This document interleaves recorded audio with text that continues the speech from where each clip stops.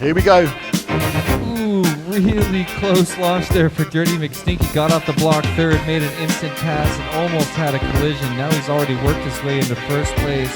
Right in front of Nico's having a little trouble. But Lightsail's right on him right there after packing his quad back out of the pack, rather. Best part about G-Tag right now is none of these pilots are going to finish 16th. It's very true. So it's a race not to be last right now, but this is for finishing order here in the finals. And considering this is our lower final, these guys are super quick. They are cruising. Dirty Lightsail McStinky just got into 37.1 33.6, 4 seconds ahead of second place Lightsail, cruising along on the lower left of your screen. Dirty McStinky already hits the 180 in the darkest part of the room into the warp drive with the dirty lens. Oh, there's the roll we wanted from Dirty McStinky. That was beautiful.